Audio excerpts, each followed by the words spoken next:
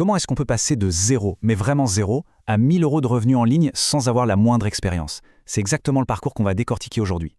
Attention, il n'y a pas de formule magique ici. Juste une étude de cas, mon histoire personnelle, étape par étape. Tout a commencé avec ce sentiment. Je pense qu'on l'a tous connu. Cette frustration de voir d'autres personnes réussir sur Internet, construire leur business, leur liberté, pendant que soi-même, on a l'impression d'être bloqué sur la ligne de départ, à chercher la bonne porte sans jamais la trouver. Alors, qu'est-ce qui a provoqué le changement? Ce n'était pas une formation compliquée ou un secret incroyable. Non, c'était juste une phrase. Une petite phrase entendue dans une vidéo YouTube et qui a tout fait basculer.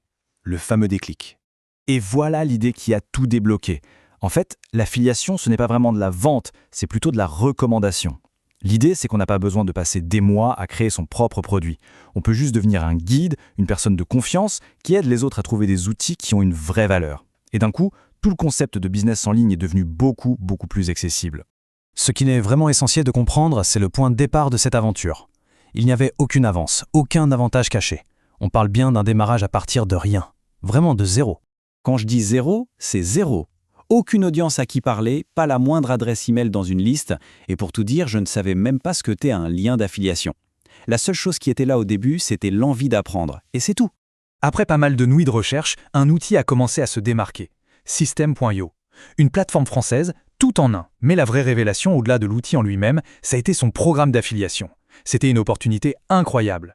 60%. Voilà le chiffre. C'est le taux de commission qui était promis. C'est juste énorme, bien au-delà de tout ce qu'on voit d'habitude sur le marché. C'est ce chiffre qui a tout de suite attiré mon attention et qui a rendu le projet très concret. Mais attendez, le plus fou, ce n'était même pas ça. La commission n'était pas juste une prime unique. Non, elle était récurrente. Et ça, c'est la clé de tout.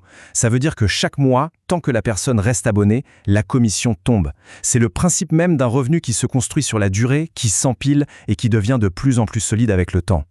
D'accord, l'opportunité est là, mais comment on la transforme en revenu réel? Eh bien, la stratégie choisie reposait sur une philosophie hyper simple, mais qui s'est avérée redoutablement efficace.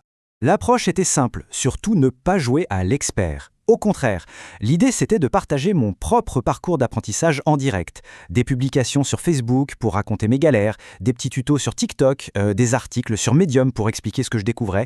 Tout était basé sur le partage d'expériences. Et cette authenticité a commencé à attirer d'autres débutants, des gens qui se reconnaissaient complètement dans ce chemin.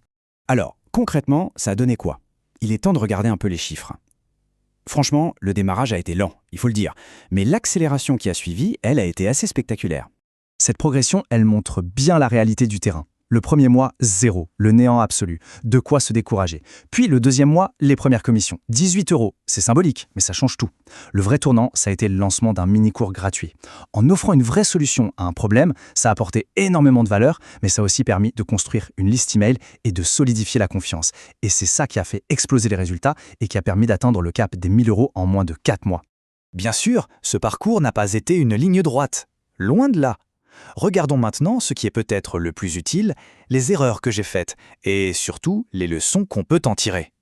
Parmi les plus grosses erreurs, il y a eu la tentation de promouvoir plein de produits à la fois. Ça dilue le message et ça détruit la confiance. Ensuite, ignorer la puissance de l'emailing, alors que c'est le seul canal de communication qui nous appartient vraiment. Et surtout, ce fameux piège, attendre la publication parfaite, le moment idéal. Ça paralyse complètement. Ces erreurs ont failli me faire tout abandonner, avant que je comprenne que la constance bat la perfection à tous les coups. Et à l'opposé de ces erreurs, il y a 3 piliers qui ont finalement tout changé. D'abord, l'authenticité, pour créer une vraie connexion. Ensuite, la constance, pour créer une dynamique jour après jour. Et enfin, le plus important, apporter de la valeur avant même de penser à vendre quoi que ce soit. C'est vraiment cette combinaison qui a été au cœur du succès.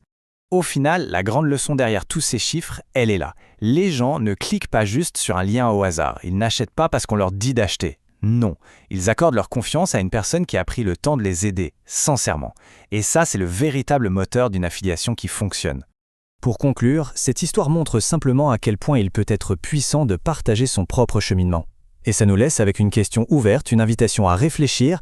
Quelle est la première leçon, même toute simple, que l'on a tirée de sa propre expérience et qui pourrait avoir de la valeur pour quelqu'un d'autre aujourd'hui ?